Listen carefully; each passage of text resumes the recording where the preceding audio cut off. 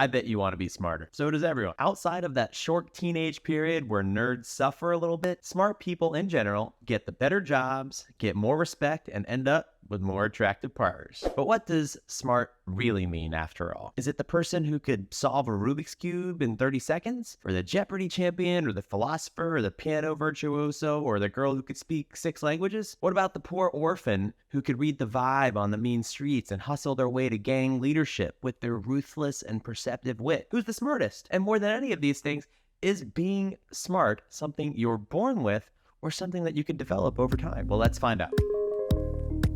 I'm Andrew with Brainscape, an adaptive study app that's built on decades of cognitive science research on how humans develop all types of knowledge and skills. And if we were to oversimplify the dozens of different definitions of smart that we've come across in the literature, it would be that there are really 2 general kinds of intelligence. 1, the kind that we have no control over. You're either born with it or you're not. And 2, the kind we do have control over because it's a product of the investments and time we make in acquiring new knowledge and skills. Let's look at these one at a time, starting with your natural smarts. Most parents and preschool teachers can tell pretty early which kids are gonna end up in the gifted program. And they're probably right. Those kids are probably doing puzzles more quickly, they're seeing patterns faster than the other kids, and they're noticing clear information gaps that prompts them to ask smarter questions and make their knowledge and skills compound even faster. These types of intelligence tend to be gifts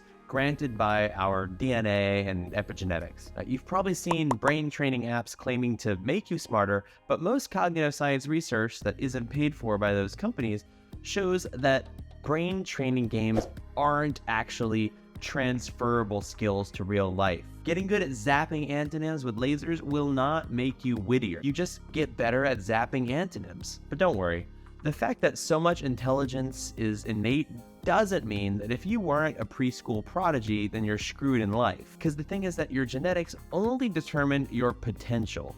And most genetically endowed people do not bust their asses to actually live up to that potential like you could. And that's where the other type of intelligence comes in. I'm talking about knowledge and skill acquisition. The information and abilities that you pick up and learn and remember and then use throughout your life. All those examples that I mentioned at the beginning about the musical and linguistic and trivia savants, they're all people who society would call smart, but who still had to work super hard to get where they are. The most genetically gifted musician in the world would still suck if they didn't spend thousands of hours learning and practicing. And even mediocre musicians can still get famous if they keep at it. Just look at Nickelback.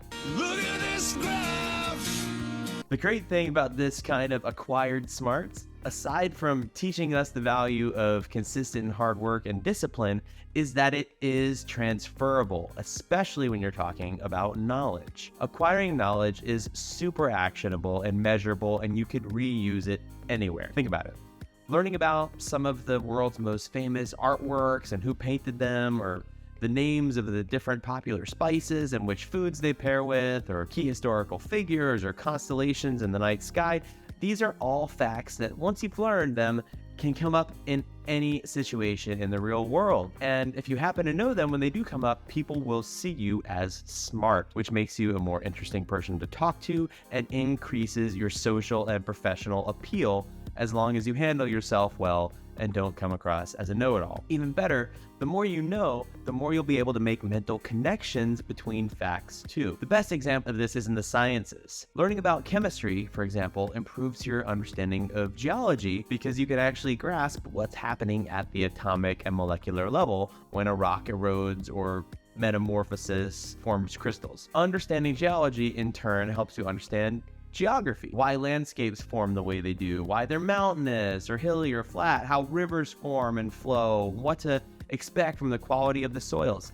This feeds into agriculture and environmental science and so on. The more you know, the more you see patterns where others really just see noise. Knowledge is transferable. So forget all those education policy pundits who say we should move 100% away from memorizing facts. Knowledge is power. Which reminds me, the easiest way to actually improve your general knowledge is to use Brainscape. Our adaptive learning app comes preloaded with a comprehensive collection of general knowledge flashcards that are completely free with every Brainscape account. They're the most efficient and effective way that you can quickly improve your baseline knowledge of the world, from history to wine to advanced vocab words to recognizing countries' flags and capitals and currencies, to learning how to say hello and thank you and goodbye at 2,000 languages, and so much more. Brainscape is the most efficient way to level up your knowledge and actually become a smarter person. And that's the best news that I can give you. We weren't all born Einstein, but we do have the tools to help us live